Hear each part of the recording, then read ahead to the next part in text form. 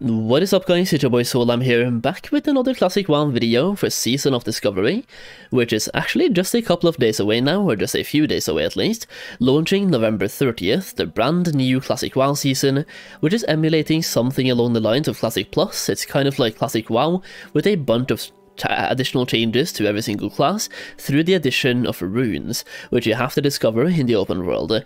That is a quick summary of the season itself, but today we are making a tier list. Now, before I make this tier list, I think it's really important to say that this tier list, as well as every single tier list you see online, is highly speculative. We have some things to base these tier lists on, like the runes themselves, the talents, the tier sets, the items we have access to, and the small demos we had at BlizzCon, but take every single tier list, including this one, with like 5 grains of salt.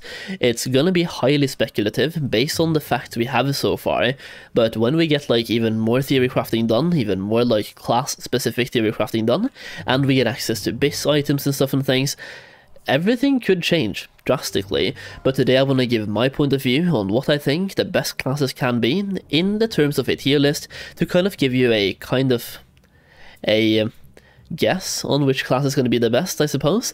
Let's go through it, boys. So a quick tier list coming up here. We're going to be taking a look at every single class and their talents. Well, kind of like quick look at talents, but mostly it's for the runes, because on Wowhead you can actually take a look at every single rune over here as well, so you can take a look at the runes that every single class has access to. And we're going to be putting every single class in a tier list as well after doing that. So, you know, let's start with the Druid, because we're already on the Druid over here on the Classic WoW. Let's just go through them in like the order they're listed here. So Druid first, then Hunter, then Mage, then Paladin, and then Priest. It's important to say this is a DPS tier list, and some classes can be several specs, but I'll just be basing them on the best spec possible for DPS. And once again, DPS PvE tier list, so DPS in raids, for example, or dungeons, raid DPS, PvE DPS. So let's start with number 1. As a Druid, you can be both Balance and Feral. I do think Feral is going to be outperforming Balance quite a bit when it comes to DPS, especially in phase 1. This could change later down the line, and even now we have, like, even as a Boomkin, you tend to go out of mana every now and then, but there's a really important chest rune, the Fury of Storm Rage. This one makes it so you can cast Wrath without any mana whatsoever. It reduces the mana cost of Wrath by 100%, and you also have Paladins with the Seal of Martyrdom, so if you have a Paladin in your group, then Boomkins will pretty much never go out of mana. If they use this one combined with the Seal of Martyrdom from Paladins, you will basically never go out of mana, but even then, I do think Ferals are going to be better, and that is because they can bring Wild Strikes. Any Druid can bring Wild Strikes, but it does make the most sense to bring this on a Feral Druid, and that is while in cat or bear form, or dire bear form for that matter, party members within 20 yards gain increased combat ferocity.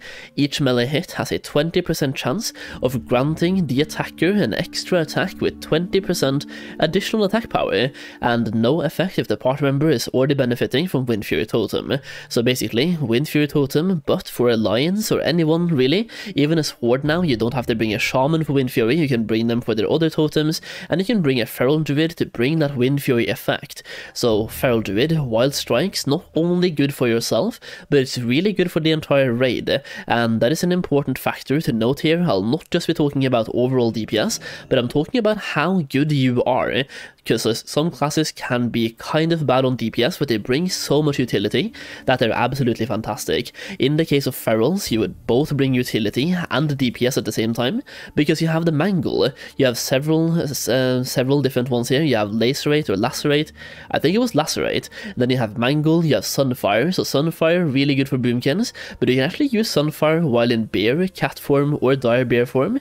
Your Moonfire is replaced with Sunfire, so that's kind of interesting. Right there, you can use it as in any form.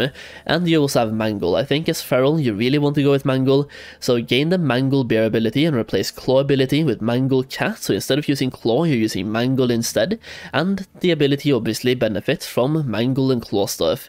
So a Claw and Maul stuff. Mangle the target for 160% normal damage with the regular one right there. This one is for Bear, I'm supposing, and then you have this one for Cat. Mangle the target for 300% 30%. If you just hover over, you can see which one is which. So you have this one and this one. You have two separate ones.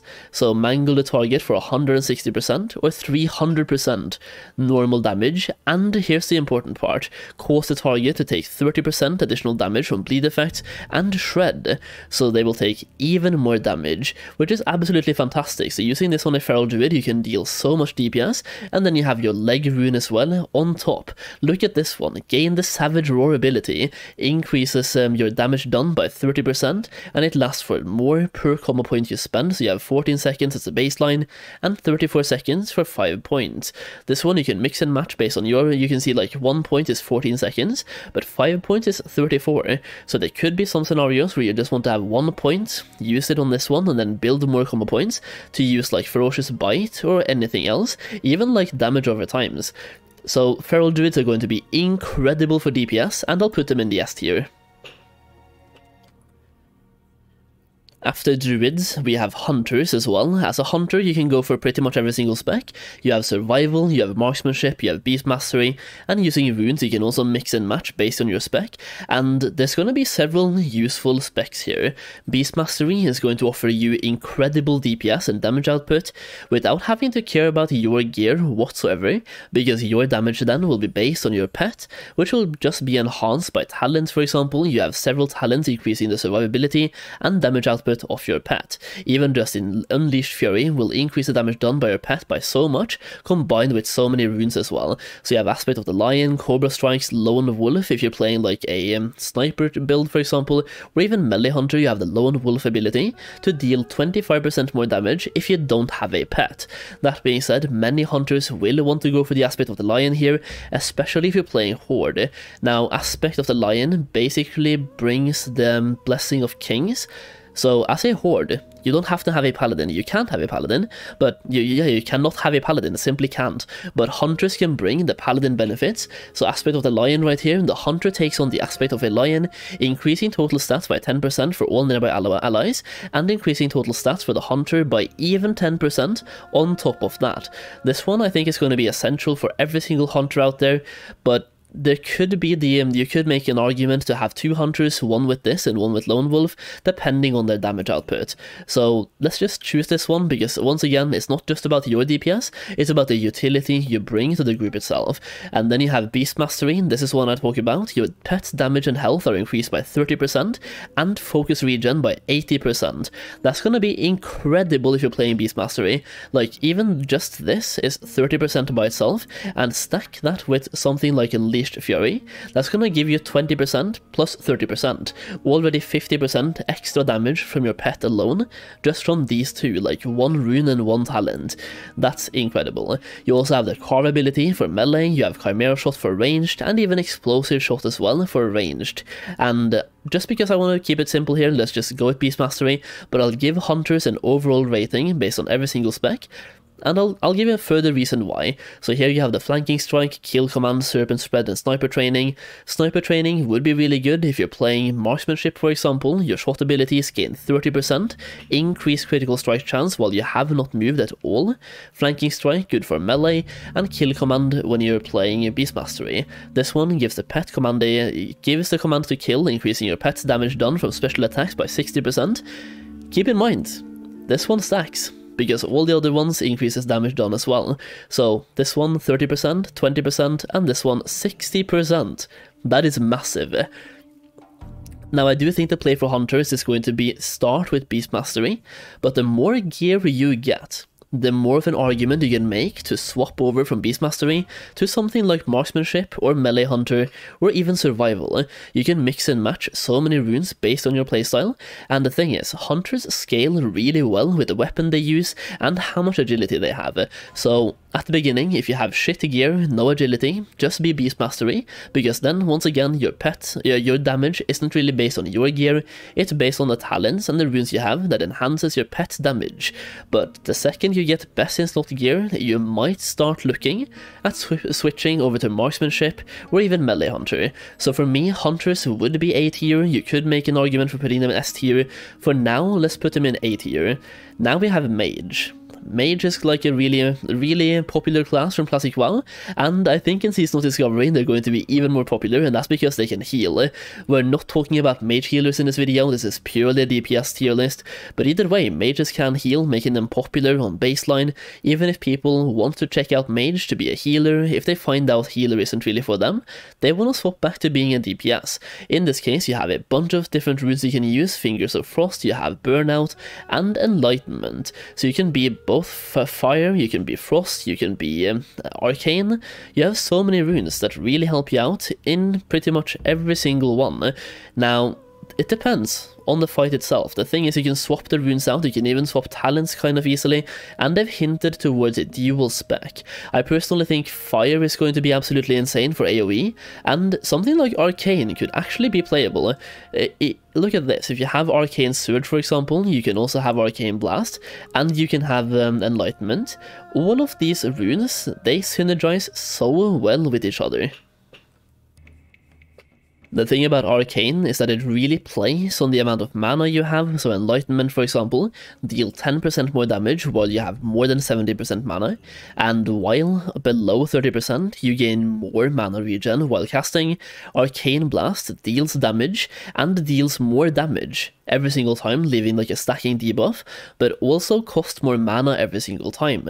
Stacks up to 4 times, which means that it costs so much mana by the end, but also deals 60% more damage if you have all 4 stacks, giving you a massive burst, but you also go out of mana very fast.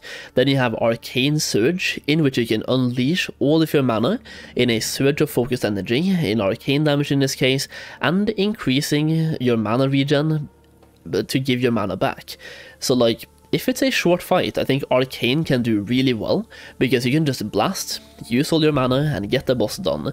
But if it's a kind of a longer fight, then Arcane wouldn't really be suitable, I think. You would rather play Fire or something like Frost. Even Frost is looking really good this time around. You have several spells, you have Ice Lance. Fingers of Frost with Ice Lance, by the way, is an absolutely great combo, because Ice Lance causes triple damage against frozen targets, and Fingers of Frost makes it so your next 2 spells act as if the target is frozen. So this one, these two really play well together, and then you have the Legs enchant for Icy Veins to increase your spell casting speed on top of that as well. Mages always have been, and will continue to be great. I'm gonna put them in A tier. You could make an argument to have them above Hunters, but personally I think Hunters could be better in phase 1 than being a Mage. This one is highly speculative, but for now, we'll just leave it like this. And then we have Paladins, and first of all I'm really happy to say Retribution is no longer a meme spec, it's an actual viable and playable spec. You have so many things that you bring to the table. You have the Divine Storm for AoE, you have Horn of Lordaeron just to bless people, give them more strength and agility, and then you have Seal of Martyrdom, giving you even more utility in groups as well. In this case, Seal of Martyrdom would increase your damage done, and also give mana back to people in your party. Absolutely great for both your personal DPS output, and also for raid utility. For big AoE fights, Divine Storm would give more DPS, but for most fights I think Seal of Martyrdom would be the one you go for, and then combine that with the Hands Enchant, you have Crusader Strike. This one is like a staple ability for Red Paladins, people have been asking for it for ages, and here we go. This one, Instant Strike, that causes weapon damage, and regenerates 2% of your own mana, making it so you don't go all the time. And then for Leg Enchant you have several different ones. You have this one, for example, Inspiring Exemplar, you have Rebuke, Exorcist. This one you can mix and match. There's so many different things you can take. Personally I would probably go for Divine Sacrifice, just for the massive utility this brings to a raid, or even a party. It can save so many people from an otherwise actually like unlivable ability. This one doesn't really increase your own DPS output, but it really gives you so much utility that you bring to the raid itself. So Paladins for me, they are improved. Like otherwise in Classic WoW they would be D tier, in this case they're B tier. So they jumped up 2 tiers for me personally. They're going to be low B tier, just to get that out of the way, but they're B tier for now. After Paladins, it's time to take a look at Priests, and the Priest, you obviously really only have one DPS spec that you bring into the table, and that is Shadow, right? Shadow in Classic WoW hasn't really been played that much in raids, and I'm sad to say, it's looking like it's going to be the same thing in Season of Discovery as well. You do get a lot of cool stuff, like Void Plague by itself. To me, this looks really cool. You have Twisted Faith. Like, Twisted Faith might be the better one to go for, but Void Plague to me just looks really cool, so I'm just going to pick that one, even though, once again, the other one could be better. But Shadow Priest, on the other hand, they're not going to be insane either way. So you have that one, you have Mind Seer or Shadow Word Death. You can pick and choose here based on the actual fight. I think Mind Seer is going to be vastly better in AoE scenarios, and this one is going to be better for single target. So in this case, just pick Mind Seer, and then you have Leg Runes as well, in which case you have several ones to pick for. You have Shared Pain, Prayer of Mending, Power Word Barrier, and you have Homunculi. Homunculi could be best for PvP, for example. The Power Word Barrier brings like a lot of utility to the raid itself, not like any damage increase or anything, but just a good thing to bring to a raid or even a party. So I'm just going to pick this one for now. You can just pick whatever you want really, but Priests, they used to be here in Classic WoW, and they've jumped to C tier. So not really the Red Paladin jump, but they jumped up from D tier to C tier, which is definitely a jump, but they're lacking, first of all, they're lacking CC, they're lacking the ability to kind of like stun anyone, interrupt anyone, silence anyone, and they're lacking that mana regen.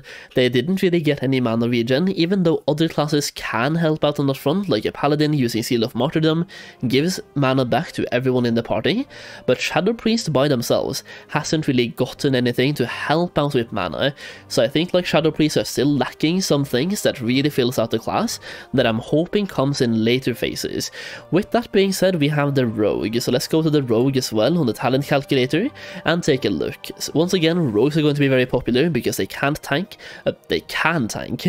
Rogues can tank, yeah, they can. You have different ones here. You have just a flesh wound to tank, but we're not talking about tanking today, but it's really important to note that they can tank, and being able to fill out a brand new role makes the class itself very popular. So for DPS, you still have just a flesh wound that you wouldn't really take, but you have Deadly Brew. When you inflict any other poison on a target, you also inflict deadly poison. You have Quick Draw, and you have Slaughter from the Shadows. Which one you pick depends vastly on your playstyle. This one, for example, reduces the energy cost of your backstab and ambush abilities by 20. That could be absolutely great if you're going backstab / ambush spec, but if you're going combat, you probably would rather go for either one of the other ones, but this one could be really good if you're playing ambush. And just to keep that one up, let's just go with the ambush spec. For hands, you have Main Gouge, Mutilate, Saber Slash, or Shadow Strike. In this case, you would probably pick Shadow Strike. You could also pick something like Mutilate, but the rune here over here, the Slaughter, does not apply to Mutilate. So Shadow Strike, on the other hand, deals a bunch of damage and even teleports you behind the target, but you have to be stealthy to use it though. For the legs, you have Between the Eyes, you have Blade Dance, you have Envenom. In this case, you have a bunch of different ones. This one, for example, stuns the target from a ranged and deals damage. Blade Dance gives you parry chance, that's a tanking one, but you also have Envenom. This one could be very good if you stack this one with the Deadly Brew, but for now, let's just go with Between the Eyes, because that also brings the interrupt to them. It brings like the utility, not just damage output, but a utility on top as well. Now, rogues for me are kind of in a weird situation where the runes aren't really massive.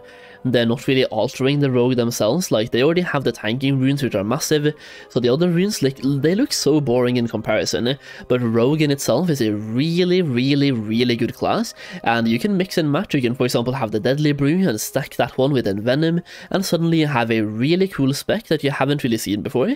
Using Envenom at level 25, you've never used that in Classic WoW, so like you have so many things you can mix and match. Even like, look at this one, Mutilate, increasing damage done by 20% against poison targets. So maybe this right here would be the best set to go for. Envenom, Mutilate, and Deadly Brew. You know what, for me, rogues are going to be A tier, probably bottom A tier, but they're going to be A tier, because baseline rogue is a great class in pretty much every single level bracket. Now, we are already 19 minutes into the video so far, so if you are still watching, please consider dropping a like down below, and let me know what mistakes I've made so far in the comments down below as well. Let's keep going, we have 3 more classes to cover, so let's go to the Shaman. The Shaman, I'm just gonna say this right now, is the class that I have the least amount of experience playing, but that doesn't really matter for Seasonal Discovery that much, because the runes, they're altering the gameplay so much. Shamans can tank, you have dual wield specialization, you have overload. In this case, let's just go with something like Enhancement Shaman, for example, so dual wield specialization. I'm going to be giving it a ranking based on both Elemental and Enhancement, but for me, if I'm playing a Shaman, which I think I am at some point, I'm going to play Enhancement. I love the Enhancement playstyle, so in that case, we're going for that one, Lava Lash, and we're also going for the Leg Enchant, for example. We have Shamanistic Rage. You could make an argument for Ancestral Guidance, but for me, I'm just going to pick Shamanistic Rage, and that is to reduce damage taken and to give me mana back. I think even as Elemental, you might want to go for this one, but for now, let's just keep it this way. So dual wield specialization topped with Lava Lash to increase damage done and dealing damage done with your offhand weapon, and the damage is increased by 20% if your offhand weapon is enchanted with Flame Tongue. All of this, mixed with the talent you have, brings really good DPS to the raid, but you can also go for Elemental. Overload gives you Lightning Bolt, Chain Lightning, Chain Heal, Healing Wave, and Lava Burst spells, a 33% chance to cast a second similar spell on the target at no additional cost that causes half the damage or healing, and no threat. So this one, for example, with Lava Burst in this case, this spec is looking really good. And then going into Elemental, you can increase fire damage done with totems, you can do like so much more damage, increasing critical strike chance and damage done on top, and reducing mana. The mana cost of shock and spells and chain lightning or lightning bolt. It's just really interesting, but it's not going to be top DPS by any means, but I'm going to put it up in the B tier. You could make an argument to put it down to C tier in front of Priestess in this case for me, but I think for me I'll put them in B tier, but below the Paladin for sure, but B tier to me does sound about right. At this point, we only really have 2 more classes to talk about. Let's start with my personal main, the Warlock. The Warlock for me, I'm going to try to not be biased here, but they're looking so good. First of all, the Warlocks can tank, so they're going to be very popular, just baseline based on that. But for example, on the chest rune, look at Chaos Bolt for example. On the hands rune, we can look at still Chaos Bolt. Chaos Bolt is a hand rune. I don't know why that was a chest rune. The chest rune should be Lake of Fire. So Lake of Fire in this case with Chaos Bolt and then legs as well on top. So if we go to Incinerate right here, this one builds a massive combo point. Lake of Fire increases the fire damage enemies take by 40%, Incinerate increases the fire damage you personally deal by 25%, and then Chaos Bolt deals a massive buttload of fire damage. So imagine you put Lake of Fire on the enemy, then cast Incinerate, suddenly you have 40% and 25% increased fire damage, and now you throw out Chaos Bolts. They're going to hit like an absolute truck, and top that with like something like improved Shadow Bolt or even like Cataclysm. This one reduces the mana cost. Top that with Aftermath, gives them a chance to daze, or even Bane reduces the casting time of Shadow Bolt and Immolate and Soulfire spells, and you can have like so many critical strike chance over here. You also have Shadow Burn. There's so many interesting things here that can just make you hit like an absolute truck, and that is just as Destro. You also have the same thing for something like if you want to play Affliction, you have Haunt, increasing damage done by your AoE, or not AoE, damage over times. I'm starting to mess up now, I've been talking way too much in the last 20 minutes, but yeah, this one increases the damage they take from all of your damage over times. You have Soul Siphon, increases the amount drained by your drain life and the drain soul by an additional 6% for every single dot you have, so these both really deal more damage based on the amount of dots you have. And then you have Everlasting Affliction, which makes it so drain life, drain soul, Shadow Bolt, Shadow Cleave, Searing Pain, Incinerate, and Haunt refresh the duration of corruption on the target back to the maximum duration. You can also bring something like Demonic Pact if you want to be more useful to the entire raid, giving spell damage to everyone in your party. So this one would be very good for like synergy and just bringing things to the raid itself.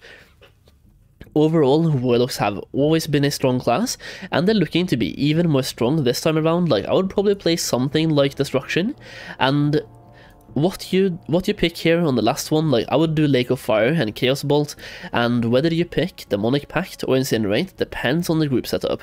If you have a bunch of casters and you have no one else bringing Pact, you definitely want someone to bring Pact. But if you're the only caster, then I would rather go for Incinerate.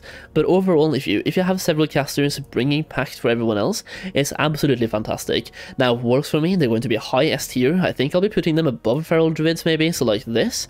It's like, these two are kind of a mix and match. Feral Druids are really strong DPS, and they bring melee synergy like attack power, and Warlocks are very good for casters, and they bring caster synergy through Demonic Pact. So these two can be mix and match, it's like either or. Personally, I think Warlocks could be slightly better, but it just depends, we'll have to wait and see. With that being said, we only have one more class to talk about, and that is the Warrior. Now, based on the runes, the Warrior does look like probably the most boring class, but they're going to be very strong, and I'll show you why. So first off, you have the chest runes for Warrior. You have Blood Frenzy, Flagellation, Raging Blow, and Warbringer. For raids or PvE specifically, I think Blood Frenzy and Flagellation are going to be most relevant for you. And Blood Frenzy, each time you deal bleed damage, you gain 3 rage. So if you're struggling with rage, this one can be really strong for you. And Flagellation gives a 25% bonus to physical damage done for 12 seconds after activating Blood Rage or Berserker Rage. In this case, I'm just going to pick Flagellation for the chest runes. And then we have the Hands rune. You have Devastate, Endless Rage, Quick Strike, and Single-Minded Fury. And you also have Victory Rush. In this case, if you're Single-Minded Fury, let's just say you are, in that case you would pick this one for dual wielding, your physical damage done, and movement speed are both increased by 10%. Let's just pick that for now, and then for the Legs rune we have even more. We have Consumed by Rage, Frenzied Assault, or Furious Thunder.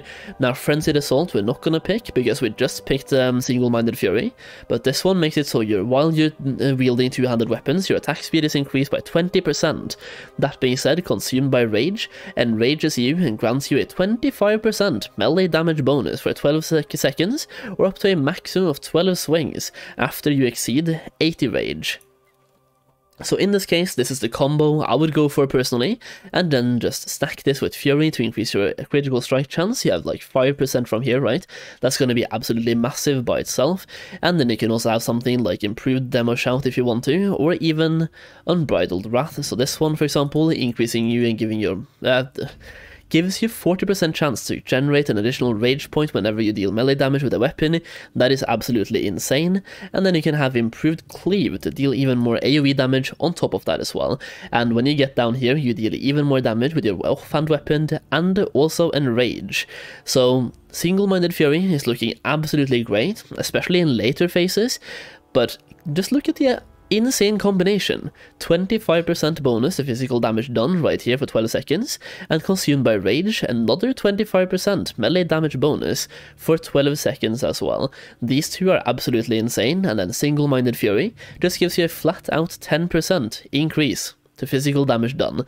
All of these runes, they look boring, but they give you such a massive DPS increase, and Warriors by themselves have always been a very strong class in Classic WoW, so for me, Warriors, they rank pretty high. I would put them in A tier, like possibly, I could make it like this, but I think maybe in Phase 1, Rogues are going to be slightly better than Warriors, because Warriors do scale really well with the gear, and the amount of strength and crit and hit you can get at level 25, I think is going to be somewhat limited. So once again, these two can be a mix and match. It can be like this, and it can be like this. I think for now, I'll do this. So Warlock number 1, Druid number 2, Hunter number 3, Mage number 4, Rogue number 5, Warrior number 6, Paladin number 7, Shaman number 8, and Priest number 9. And I think that is the finalized version of my tier list for Season of Discovery. Once again, feel free to let me know how wrong I am in the comments down below, and once again, I just want to reiterate, this is highly speculative and just based on the information we have so far, the runes we have so far, the gear we've seen available from the BFD raid, and also the talents we already have. It's vanilla WoW after all, we know which classes are kind of good, and then we have the runes that are trying to balance the things out, and giving us some classes that can perform better now, thanks to those runes.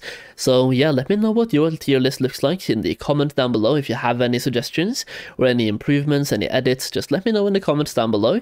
And if you somehow watch the entire 29 minutes video, let me know that as well. That would be insane. So thank you so much for watching as always, I really do appreciate it, and I'll see you guys in Season of Discovery in just a few days. Peace out.